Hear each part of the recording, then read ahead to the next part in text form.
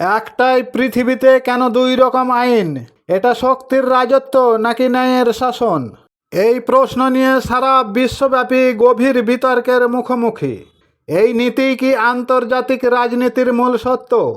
ইসরায়েলের পারমাণবিক অস্ত্র থাকার সত্ত্বেও অন্যান্য দেশগুলো, বিশেষ করে মুসলিম বা ইসরায়েলের বিরোধী রাষ্ট্রগুলো পারমাণবিক কর্মসূচির চরম শত্রুতা, যে ইসরায়েল ও আমেরিকার নিষেধাজ্ঞার মুখে পড়তে হয়। এই দুমুখী নীতির পিছনে কি ন্যায় বিচার, নাকি কেবলই শক্তির অহংকারেই কাজ করে চলেছে, যে বিশ্বের বুকে শুধুই ইসরায়েল আর আমেরিকায় শক্তিধর হয়ে থাকবে? ভাবতে অবাক লাগে বিশ্ব। ইসরায়েলের পারমাণবিক অস্ত্র নীরবে স্বীকৃতি আর অন্যদের নিষেধাজ্ঞা। ইসরায়েল আনুষ্ঠানিকভাবে কখনোই নিজেকে পারমাণবিক শক্তিধর বলে স্বীকৃতি দেয় নাই, কিন্তু বিশ্বাস করা হয় তাদের কাছে ৮০ থেকে ৯০টি পারমাণবিক অস্ত্র রয়েছে।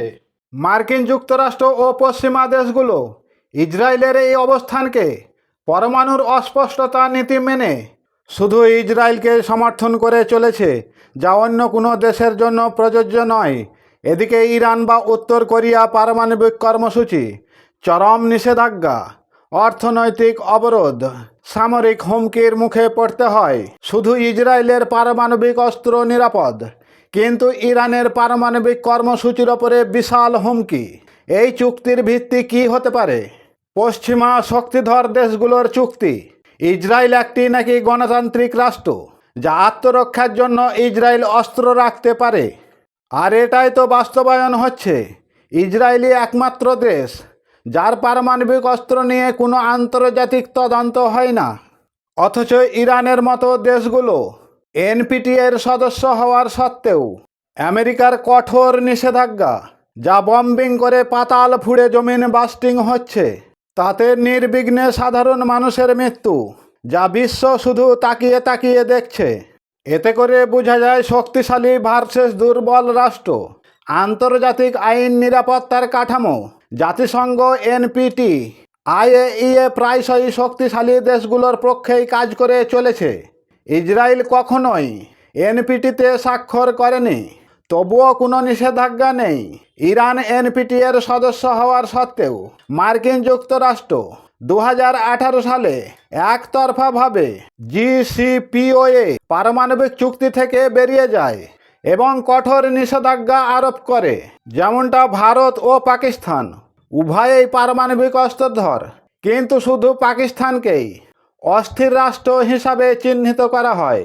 এতে করে পরিষ্কার বোঝা যায় আন্তর্জাতিক আইন শুধু শক্তিধর দেশগুলোর উপরেই নির্ভরশীল হয়ে থাকে, ন্যায়ের উপরে কখনোই নয়। মার্কিন যুক্তরাষ্ট্র ও তার মিত্ররা ইসরায়েলকে সমর্থন করেই চলেছে। তাই ইসরায়েলকে পারমাণবিক অস্ত্র নিয়ে কোনো জবাবদিহি করতে হচ্ছে না, কারণ যার শক্তি তারই আইন। তাহলে এই নীতি কি চূড়ান্ত সত্য হয়ে থাকবে চিরদিন? ইতিহাস বলে শক্তিশালী রাষ্ট্রগুলোর হস্তক্ষেপ ছাড়া আন্তর্জাতিক আইন কার্যকর হয় না। যেমনটা ইরাক 2003 সালে মার্কিন যুক্তরাষ্ট্র ধ্বংসাস্ত্রের অজুহাতে হামলা চালায়, যার পরে মিথ্যা প্রমাণিত হয়, কিন্তু কোনো জবাবদিহি হয়নি। ফিলিস্তিন ও ইসরায়েলের তদন্তে জাতিসংঘে 100টিরও বেশি রেজলিউশন ইসরায়েলের বিরুদ্ধে পাশ করা হয়েছে, কিন্তু মার্কিনীদের কারণে কোনোটি বাস্তবায়িত হয়নি। দেখুন, ইউক্রেন ভার্সেস ফিলিস্তিন যুদ্ধ বর্তমান চলমান। রাশিয়া ইউক্রেন আক্রমণ নিয়ে পশ্চিমা বিশ্বের তীব্র নিন্দা, কিন্তু ইসরায়েল গাজার হামলার বিরুদ্ধে সারা বিশ্ব একেবারে নীরবতা। তাহলে কোথায় জাতিসংঘ?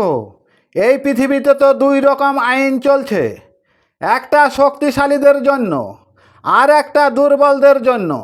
মার্কিন যুক্তরাষ্ট্র ও তাদের মিত্ররা সবসময় আইনের ঊর্ধ্বে, কারণ তাদের সামরিক ও কূটনৈতিক শক্তি আন্তর্জাতিক ব্যবস্থাকে নিয়ন্ত্রণ করে। অন্যদিকে যারা এই ব্যবস্থার বাইরে আছে, ইরান, উত্তর কোরিয়া, ফিলিস্তিন, তাদের বিরুদ্ধে আইনের শাসন আছে, কঠোরভাবে প্রয়োগ করা হচ্ছে, আর লাখো লাখো মানুষ মারা যাচ্ছে। বেসামরিক সাধারণ মানুষের ঘরবাড়ি ধুলোর সঙ্গে মিশিয়ে গেছে। নিরীহ সাধারণ মানুষের জীবনগুলো শক্তিধর দেশগুলোর কাছে মনে হয় যেন ফসলের কীটপতঙ্গর মতো যে যেদিকে পাচ্ছে মেরে দিচ্ছে। তাহলে বিশ্বের আন্তর্জাতিক মহলে এটাই হচ্ছে মানবিকতার আইন, মানে শক্তি যেদিকে আইন বলবৎ হবে সেদিকে। প্রিয় দর্শক, আজকের মতোই এখানে আমার বলা শেষ। জানি না কি বলবেন, কমেন্টে জানাবেন। আর বন্ধুরা, চ্যানেলটি আমার আজকেই নতুন, এগিয়ে নিয়ে যাওয়ার জন্য সাবস্ক্রাইব করে রাখুন। ভালো থাকুন, সুস্থ থাকুন, পরিবার পরিজনকে ভালো রাখুন। ফিরে আসছি আবার নতুন ভিডিওতে।